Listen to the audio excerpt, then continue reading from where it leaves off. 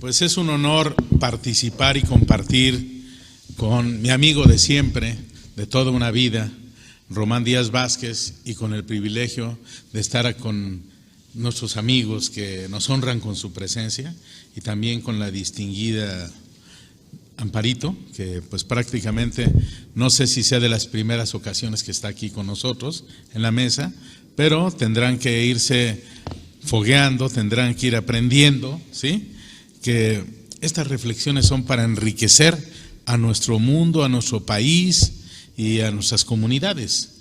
Realmente pues ponemos y aportamos lo mejor de nosotros en nuestro discernimiento a favor de nuestro país y de nuestros hermanos que nos honran con el privilegio de partir con nosotros en su canal patrio, en un canal al servicio de la sociedad civil, al servicio de los mexicanos.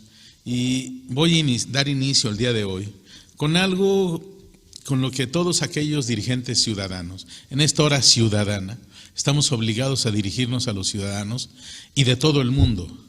Realmente en este momento estamos analizando que nada más en los Estados Unidos, extramuros, viven 55 millones de mexicanos en los Estados Unidos. Dentro de 10, 15 años será la población mayoritaria de los Estados Unidos, ¿sí? Y pronto habrá un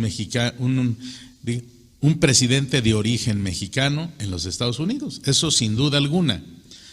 Ya vimos que Barack Obama, ¿sí?, miembro del Partido Demócrata, tuvo la oportunidad de participar en este proyecto. Ahorita están en este escenario hablando internacional, están poniendo, nuestro país vive en una geopolítica permanente. Los mexicanos tenemos, hablando de las transformaciones del país, y en la primera transformación, la segunda transformación, la tercera y la cuarta, la primera que fue la independencia, la segunda que fue prácticamente la reforma, la tercera fue la revolución y esta es la cuarta transformación. Los mexicanos hemos visto la presencia de los extranjeros en México. Ya vimos cómo finalmente en la primera transformación, cuando los mexicanos, digamos los originarios de México, se emanciparon de los españoles y se empezó a penetrar la fuerza de los europeos. Posteriormente, Estados Unidos, consolidado como una nación, empieza a penetrar y a participar, y pues realmente apoya a Benito Juárez para que pueda ser el presidente de México. Y hacer el liberalismo y ir liberándonos también de las fuerzas del Vaticano, porque prácticamente teníamos 4 siglos en los cuales el 20% de todo el Producto Interno Bruto iba para la Iglesia Católica, para la educación y la cultura.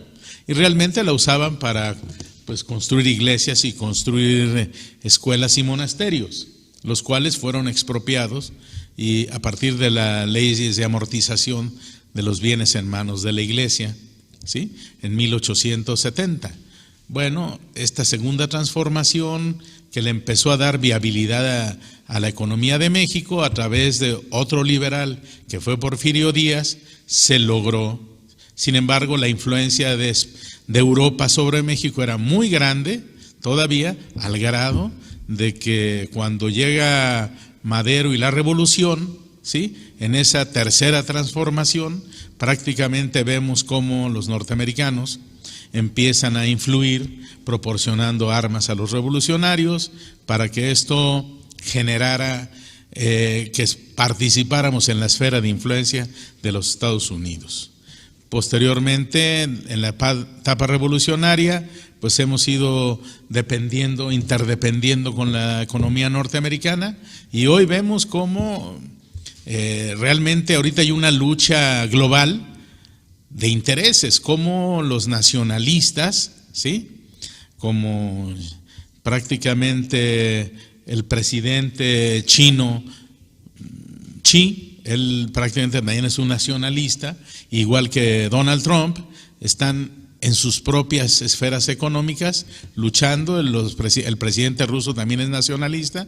Sin embargo, los globalistas, las empresas globales, los poderes fácticos mundiales, en estos momentos están luchando fuertemente en contra de los nacionalistas. Hay una guerra tremenda, tanto que en el Congreso norteamericano ya votaron por el impeachment, para impedir para hacer renunciar a Donald Trump, y esto ocasionaría que no fuera candidato y obviamente pues no fuera presidente por segunda vez. Esto se va a decidir en el Senado de los Estados Unidos en estos momentos, porque los republicanos pues son los dueños del capital en los Estados Unidos. Van a ver cómo está el terreno y el escenario, porque hipotéticamente Donald Trump está bien respaldado como nacionalista entre pues todas las franjas de norteamericanos, cristianos, ¿sí? que prácticamente son la zona central de los Estados Unidos, ¿sí? Digamos la parte conservadora de los Estados Unidos. La mitad de los Estados Unidos son conservadores y la otra mitad son liberales, ¿sí? Los conservadores pues están en el partido republicano, los demócratas son los liberales. Sin embargo, hay muchos factores que inclinan y las cosas. Ahorita Donald Trump ha sido antimexicano. La problemática que tenemos es que si los senadores detectan que el apoyo a Donald Trump no es muy claro, van a impulsar el impeachment para que verdaderamente deje de gobernar en los Estados Unidos. Tiene muchas causales por las cuales quedarse en esa problemática. Sin embargo, quien sucedería en el Partido Republicano a Donald Trump, pues es un senador que es más complicado y más difícil para los mexicanos, para la economía de México y para los 55 millones que viven en Estados Unidos. O sea, obviamente ahorita acabamos de ver cómo pues todavía no queda muy claro el culiacanazo, cómo llegaron tanto armamento a Culiacán de alto nivel que no lo tiene ni el ejército.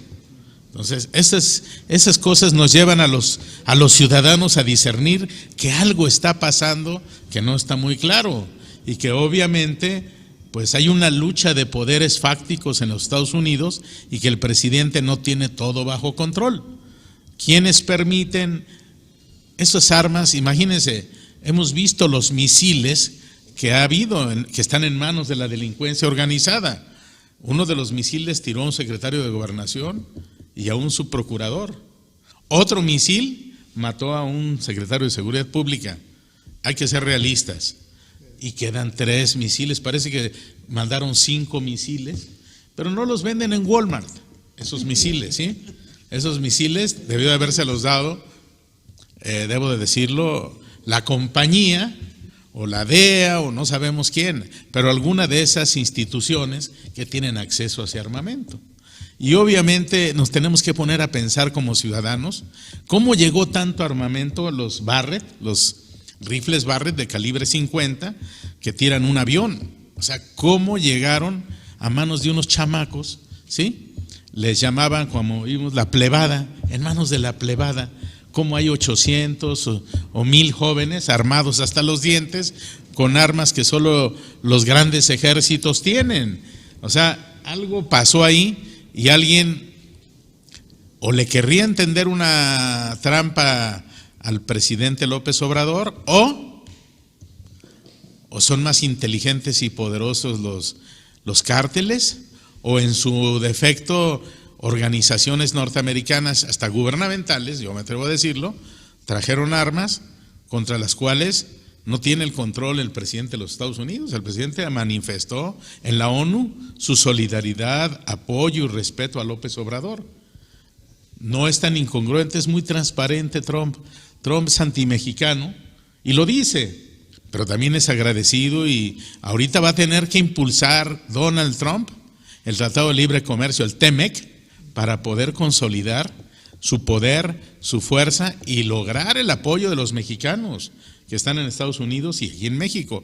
Aquí en México hay 15 millones de votantes norteamericanos, ¿sí? Que viven en los lugares como Ajijic, Jalisco, ahí nada más viven 500,000 personas, y en la Ciudad de México otros tantos, y así en destinos turísticos, porque los hombres adultos que votan por correo, que son los jubilados norteamericanos, también ejercen su fuerza al voto.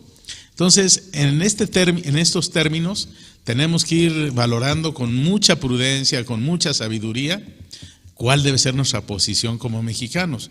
Yo digo que primero apoyar a nuestro presidente. Ayer incluso él declaró que la política de seguridad ciudadana no la pueden definir desde el extranjero. Claro que no, de ninguna manera. Tenemos que definirla en México los mexicanos, y los mexicanos amamos la paz, no amamos la guerra. Entonces, una de las cosas que tenemos que exigir, no ingreso a las armas, porque imagínense ustedes, donde la delincuencia organizada, además de Culiacán, estuviera armada de esa magnitud, pues nuestro ejército, por más que tuviera 500,000 de personas, con rifles, carabinas 30-30, y con una incipiente, ¿qué le espera a nuestras hijas? ¿Qué les espera? Yo, igual que Román, tengo hijas jóvenes que aspiran a un futuro mejor, y nosotros estamos comprometidos a dárselos. Por eso, esta es nuestra trinchera de lucha, este es nuestro lugar en donde tenemos que trabajar, haciendo conciencia con los que están del otro lado de las cámaras. Afortunadamente, este es un momento importante. Y bueno, yo quería tocar, Román, la reflexión en donde estamos globalizados. Hay que ser realistas, ¿sí? Donald Trump no es global, Donald Trump es un nacionalista contra los que buscan la globalidad, y que son las empresas transnacionales, intereses que a veces no quedan muy claros y definidos, porque pues viven en diferentes partes del mundo los escenarios, y los escenarios de Medio Oriente también influyen, ¿sí? O sea, cuando recordamos en México que la primer fuente de ingresos en este país no son las reservas que mandan los mexicanos en divisas, ni son el petróleo, ni es la minería. Román, ¿cuál es la primera? Es lo más triste, es el narcotráfico. Es muy doloroso darnos cuenta que aparentemente el 95, 98% de la economía mexicana, ¿sí?, están vinculadas al narcotráfico. Eso suena muy fuerte, y sin embargo los norteamericanos todavía dicen que esas grandes riquezas que se vienen asentando en México, y que después el gobierno mexicano las congela, las secuestra, y van quedándose en las subcuentas del Banco de México, y tenemos billones o trillones, yo no podría decirlos porque ni soy economista, ni he revisado eso, y no hay transparencia en esas cuentas, ¿sí? Pero yo me atrevo a decir que sí hay varios trillones de dólares metidos ahí en las subcuentas del Banco de México, que no gasta el gobierno de México, no se los gasta. ¿Por qué? Porque los norteamericanos no se lo permiten tampoco, porque se lo quieren llevar, porque dicen que se generó allá con sus narcoadictos, y que se generó allá y es de ellos, punto. O sea, hay una lucha permanente en ese escenario, y cuando hacemos estas reflexiones, que a veces tenemos que hacer, Román, porque a veces es muy bonito hablar de echarle porras a Morena o no echarle, de echarle porras al PRI o al PAN o al Movimiento Ciudadano, que realmente estamos buscando que mueran de inanición todos contra todos. Morena quiere quitarle el 50% de presupuesto a los partidos, quieren sacar de los empleos a miles y miles de gentes, cuando una de las funciones del Estado mexicano es generar empleo. Y obviamente cuando hay un empleado en Pemex que gana bien, pues es una forma de distribuir la riqueza del Estado mexicano entre los mexicanos más pobres, ¿sí? No te puedo garantizar que Carlos Slim no va a trabajar ni en el metro de la Ciudad de México ni en Pemex, pero ahí tenemos que tener una buena cantidad de trabajadores que disfruten de la riqueza del Estado de México. Nosotros tenemos un país mega rico, pero que no lo hemos sabido explotar. Tenemos 22,000 kilómetros de litorales, pasando de la globalización, en la cual estamos inmersos y que tenemos que reflexionar quienes quieran ser hombres de Estado y gobernar este país. Porque no tenemos a veces la visión, vemos a nuestros gobernantes hablando de chismes en lugar de hablar de los temas. Y yo, por ejemplo, aunque soy proclive a apoyar al presidente, también soy crítico del presidente porque le haría yo daño a Andrés Manuel López Obrador si le aplaudo todo. Aplaudirle sería como, hasta en sus errores, sería como inducirlo hacia un barranco. Y, exactamente, entonces, bueno, él es un ser humano igual que tú, Román, igual que yo, de carne y hueso, y nos corre sangre por las venas. Y cometemos errores, y los cometemos mayores cuando somos adolescentes. Nuestros jóvenes son jóvenes hasta después de los 21 años, ¿sí? Somos adolescentes porque adolecemos de todo criterio, de toda madurez para tomar decisiones. Y tristemente la gran mayoría de los matrimonios mexicanos se forman a base de adolescentes que se casan, niños y niñas. Esa es la verdad. Y por eso no avanzamos en este país. Y ahí tienes a que muchos de los jóvenes están trabajando para sostener a la esposa, a los hijos, antes de tener 20 años, siquiera. Y yo me incluyo, ¿sí? A mí me tocó, y obviamente le sufrí, porque ya a los 20 ya me había casado, y obviamente había que trabajar para sostener la familia, nadie me iba a sostener, y de alguna manera se retrasa el desarrollo, la preparación de un ser humano. Sin embargo, hoy por hoy estamos en un momento donde durante los últimos 20 años, los neoliberales, los itamitas, los Chicago Boys, gobernaron este país con una política totalmente neoliberal. Bueno, harvarianos ya mucho menos, pero prácticamente todos estos jóvenes que fueron llegando al poder, obviamente, y los que salimos de la UNAM, los que somos egresados de la UNAM, hoy hay una lucha permanente. Andrés Manuel López Obrador, egresado de la Facultad de Ciencias Políticas de la UNAM, nosotros que somos abogados, de repente traemos un escenario en donde a lo mejor no es muy claro ni está hablado como tal, pero hay una guerra entre los de la UNAM y los neoliberales. Los neoliberales pues son globalistas fundamentalmente que buscan el bienestar de las empresas transnacionales. Hoy tenemos un sistema económico muy injusto en donde, por ejemplo, los mexicanos, en lugar de tomar leche, tomamos Coca-Cola, los mexicanos, ¿sí? Todo de PepsiCo, cosas de esa naturaleza. Entonces nuestro país requiere en estos momentos de una profunda reflexión, para ver hacia dónde vamos a ir. Si vamos a tomar la decisión de ser un país nacionalista, yo creo que debemos de ser un país nacionalista, pero con una visión global, porque no podemos eliminar el que estamos insertos en un concierto global y nuestra economía está globalizada. Nuestra economía es una economía que tiene, por favor, acompáñanos, ¿sí? Les presentamos a nuestra ahijada, ¿sí? Bienvenida, también es hija de Román y pues gracias por acompañarnos esta mañana y bueno, estamos juntos haciendo una reflexión por ellas, porque aspiramos a que nuestro país sea mejor y que ellas tengan un mejor futuro. El día de hoy estamos quienes somos el presente de México y ellas que son el presente y el futuro de México. Y para eso estamos trabajando para pensar en que nuestro país tenga un mejor destino y tenemos que ser nacionalistas porque debemos de amar a los mexicanos y debemos de procurar, ¿sí?, que haya políticas sociales que logren el bienestar. Yo, uno de los temas que he propuesto y ojalá desde esta trinchera se lo propongo a quien la haga suya, ahí estamos viendo de antemano, ya en la cuarta transformación, sabemos de antemano que Andrés Manuel López Obrador es un hombre luchador social, sin embargo, un hombre de 65 años, con una salud deteriorada porque, pues como él dice, lo corrieron en terracería.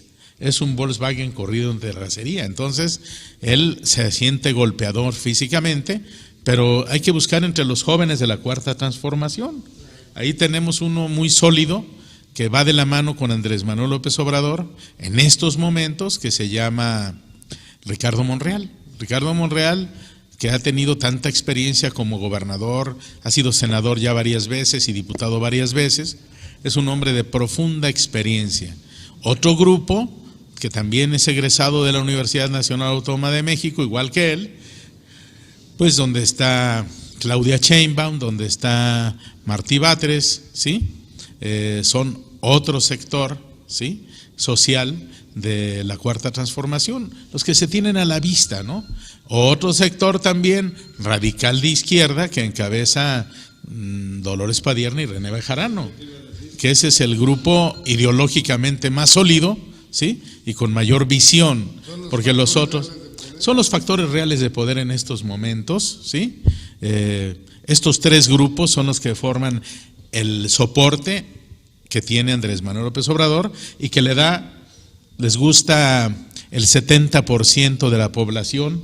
90 millones de votos están comprometidos, 90 millones, y obviamente nuestro país, eso le da la oportunidad de tener tranquilidad social, solidez y fortaleza en el poder a Andrés Manuel López Obrador. O sea, a los que decían en días pasados que le hicieron tanto escándalo por lo de la famosa, el Culiacanazo, pues obviamente no midieron esto, que lo más que lo pueden mover es medio punto, un punto, y con un 70% de apoyo no le quitan nada, le hacen lo que un pelo a un gato, ¿sí? Finalmente hay que ser realistas, pero esto nos avisa que hay constante lucha de grupos de poder globales e internacionales que tienen a afectar nuestra economía y que quieren tomar el control de los intereses, pero no solo por cuestiones ideológicas o por cuestiones, de seguridad, también económicas. Imagínense ustedes, por ejemplo, todos sabemos que la ciudad de Miami es una ciudad donde se lava todo el dinero de Sudamérica y de muchas partes del mundo. Es una ciudad donde hay puertas donde dice "Here speak English", que también hablan inglés, porque todos hablan español, igual que en Los Ángeles. California tiene 15 millones. 55 millones de mexicanos. Así es. Más o menos el territorio norteamericano. Y en 20 años vamos a ser la fuerza preponderante, como decían en los 60s. Los 60s decían los mexicanos que el poder de los mexicanos radicaba en la panza de sus mujeres, en los hijos que podían tener en los Estados Unidos, y tenían de 5 o 6, y eso les da la oportunidad de tener una población joven y productiva, la cual también tenemos que tener en este país. Y nosotros además exportamos a los Estados Unidos a nuestros jóvenes. Yo he conocido muchos jóvenes que hoy viven en Estados Unidos, que fueron a aportar lo mejor de su esfuerzo. Amigos de nuestra generación, Germán Muñoz Díaz, que se fue a Nueva York a dar clases, allá se casó con una chica francesa, ahora viven en Hong Kong, ella es la directora de Pfizer en China. Miguel Sánchez Ramírez, le mandamos un saludo si nos está viendo en Chicago, ¿sí? Él dirige algunas organizaciones de mexicanos en Chicago, y así podemos mandarle a nuestro amigo Ricardo Salgado Vargas en Los Ángeles, California, en fin. Sí, por ejemplo, fíjate que aquí viene por lo menos cada 2 o 3 meses y hemos sido los interlocutores y somos los representantes. Sí, no, pero somos los interlocutores fundamentalmente de los zacatecanos en Estados Unidos, que son 240 clubes de zacatecanos en Estados Unidos, con sede en Los Ángeles, California. Ellos, nuestros amigos, pues les mandamos un saludo afectuoso, ¿sí?, a Carlos Cifuentes, y estamos esperando su llegada. Desafortunadamente, por ejemplo, Carlos Cifuentes dejó de venir el año pasado porque lo asaltaron en el aeropuerto. Tristemente, la seguridad pública en nuestro país está deficiente totalmente. Antes no lo mataron, pero lo asaltaron terriblemente en el aeropuerto de la Ciudad de México y duró 6 meses saneándose, gracias a Dios y a una enfermera que se le ocurrió llamar a la embajada americana, llamaron a un teléfono que encontraron pudieron ver eso. Entonces, pues Román, yo quería hacer esta reflexión porque nosotros estamos globalizados en este momento y los mexicanos necesitamos estar más unidos en torno a nuestro presidente, sobre todo porque hoy más que nunca el mejor beneficio es tener un gobierno sólido, pero además que haya mucha inversión, conminar a los empresarios a que inviertan en México y que nosotros los vamos a apoyar. Gracias, Román.